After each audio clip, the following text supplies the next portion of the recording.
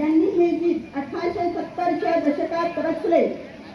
या गीतास आज 150 वर्षे पूर्ण होत आहे. त्या प्रित्यर्थ आजचा कार्यक्रम आयोजित केलेला आहे. नंतर औद्योगिक प्रशिक्षण संस्था हिंगणघाटच्या वतीने सुस्वागतम पाहुण्यांचे आगमन झालेले आहे.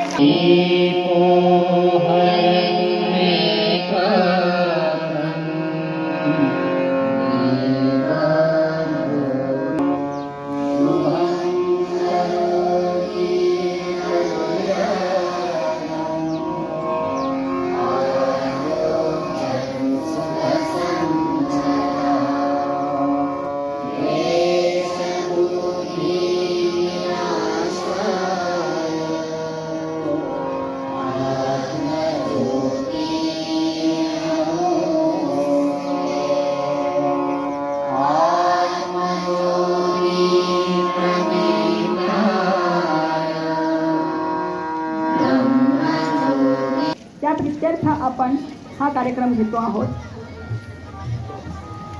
भारत विद्यालय प्रांगण माननीय श्री साव साकळे साहेब आपले स्थान ग्रहण करतील. गटविकास अधिकारी यांचे स्वागत श्री तुषार लोखंडे साहेब करतील अशी मी त्यांना विनंती करते.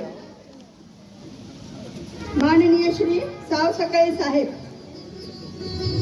सुरेश शास्त्रीजी महाराज हिंगणघाट यांचे स्वागत वनिता पिट्टलवार मॅडम करतील अशी मी त्यांना विनंती करते. सो वनिता पिट्टलवार.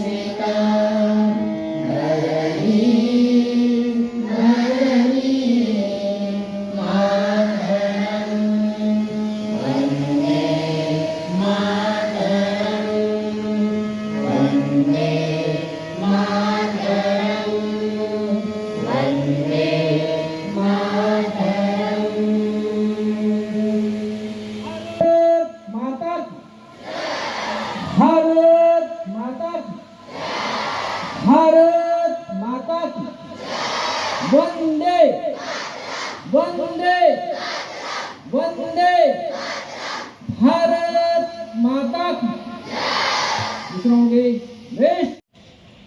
फार मोठं योगदान होतं. 151 हे जन्मवर्ष या गीताचं सुरू होत आहे. भारताच्या इंग्रजाविरुद्धच्या लढ्यामध्ये या वंदे मातरमचं दुधारी शस्त्र म्हणूनही उपयोग केला गेला.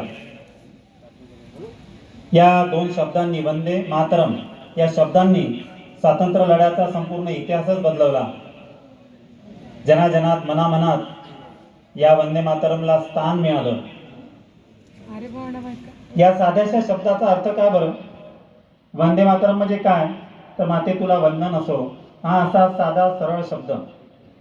मात्र या साध्या सोप्या शब्दाचं भय इंग्रजांना किती बरं वाटावं. नाव घेतलं की टाक तुरुंगात, अशी काहीशी स्थिती या संपूर्ण काळामध्ये झालेली आपल्याला दिसून येते.